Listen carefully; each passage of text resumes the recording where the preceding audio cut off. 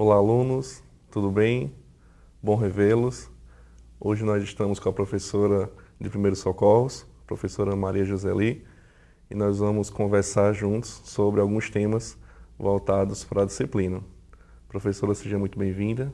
Obrigada. Se apresente para os alunos, professora, por favor.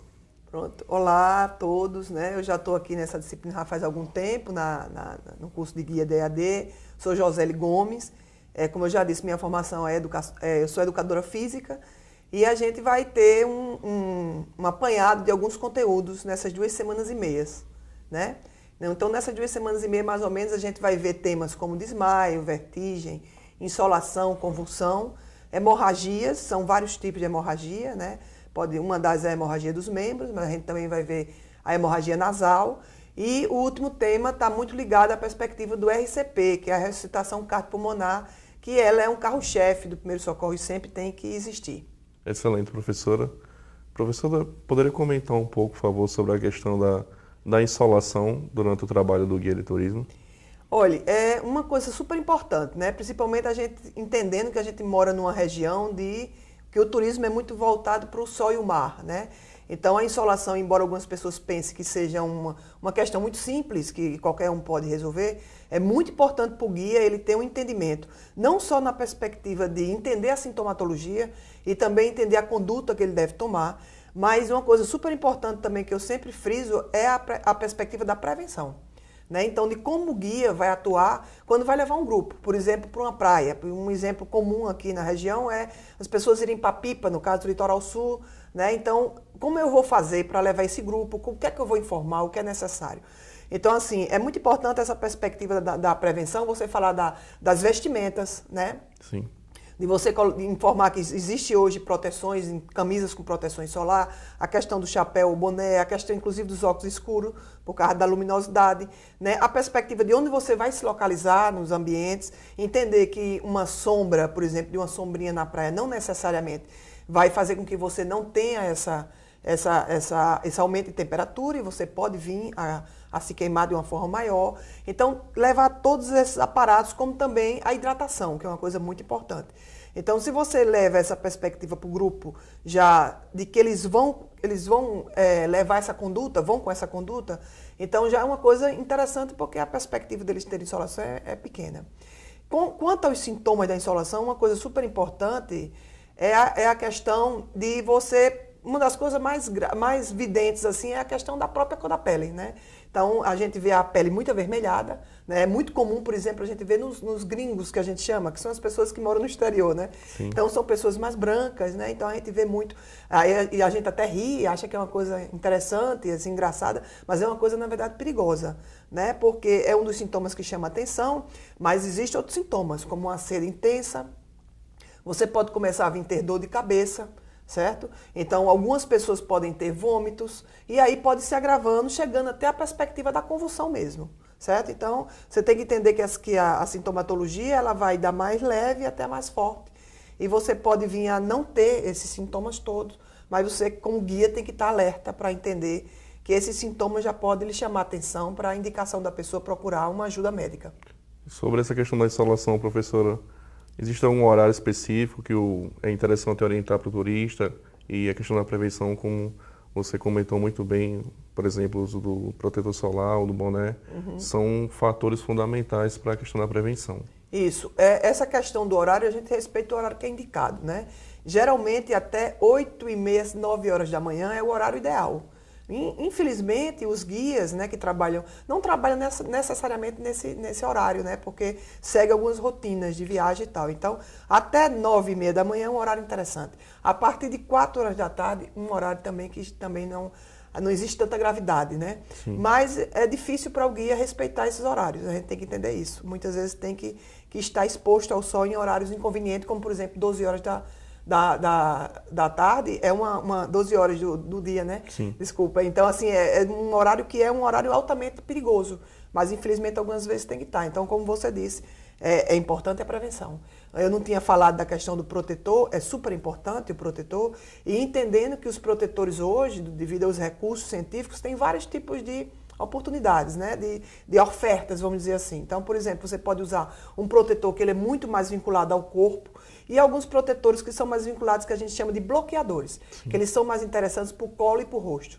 Então, isso é super importante porque os índices maiores de enfermidades cancerígenas na pele são nessas regiões, que a gente chama região do colo, ombro e face.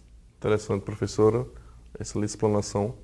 Professora, voltada para a hemorragia, como é que você trabalha esse assunto perante os alunos na plataforma EAD? Olha, a gente, na realidade, no material que é disponibilizado, a gente tem vários tipos de hemorragia, né? A gente vai falar hoje aqui, porque não daria tempo de falar de todas, a gente dá uma prioridade a uma que ela pode ser recorrente, que a gente chama de a compressão direta. É um procedimento que a gente utiliza geralmente para hemorragias nos membros, né?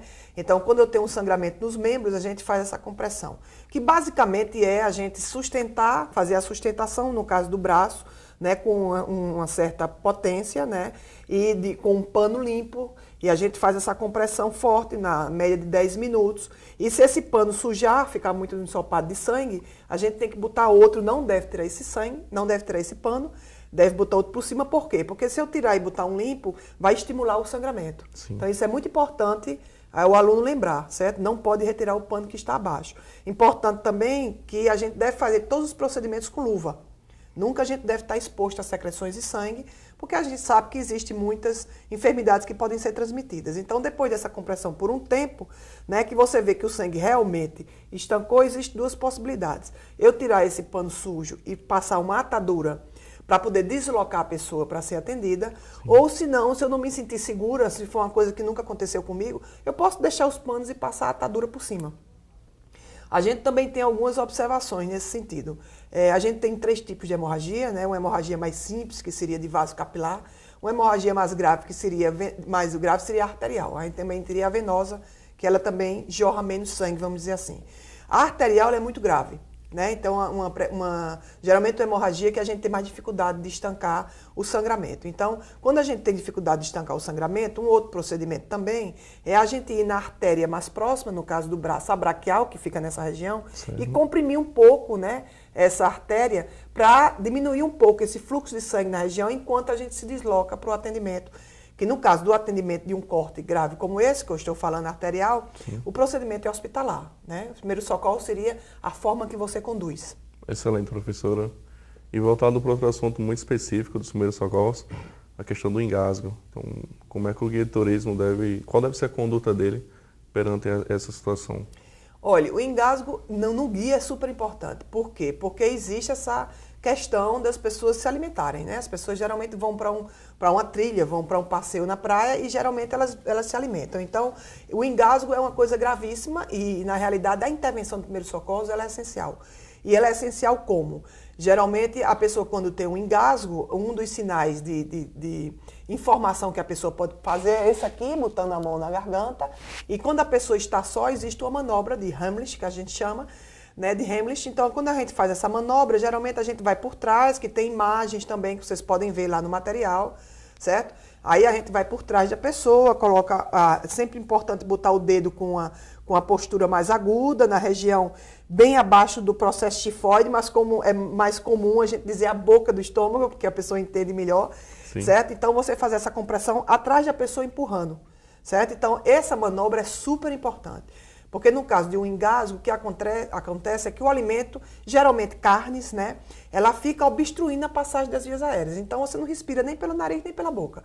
Ou você faz esse processo, certo? Ou realmente a pessoa vai vir a óbito numa velocidade muito grande. Então o guia, se não tiver outra pessoa, um médico ou enfermeiro, ele é a pessoa que tem que tomar essa atitude. Então ele tem que ter esse conhecimento. A gente tem outras perspectivas também, que seria você estar sozinho e engasgar. Né? Quando você está sozinho e se engasga, você tem que usar uma cadeira, uma parte pontiaguda, geralmente uma cadeira mesmo, e fazer essas compressões nessa região, né, do diafragma, que é essa região que eu falei da boca do estômago, mais conhecido, mas é a região aqui do diafragma, e você faz essas compressões também, mais ou menos 5 vezes, para você tentar fazer essa força de esfíncter para que o objeto tenha que sair. Certo? A gente tem mais 2 situações que eu não vou detalhar, mas é importante vocês olharem no material, que é com o bebê, né? Um procedimento que a gente vê muito corriqueiramente, inclusive na mídia, sim, né? E uma coisa super importante. E o procedimento com o bebê e também o procedimento quando a gente está inconsciente. Ou seja, quando a pessoa já teve o engasgo e já perdeu a consciência. Que é um procedimento diferente do primeiro, que seria a manobra de Heimlich. Interessante, professora. Professora, parabéns pelas explanações. Alunos, como a professora comentou muito bem, a questão do material didático na EAD. Então, leiam a apostila, participem dos fóruns, dos chats, entreguem as atividades nos prazos estabelecidos, não esquecer disso, e bom estudo para todos. Tudo de bom.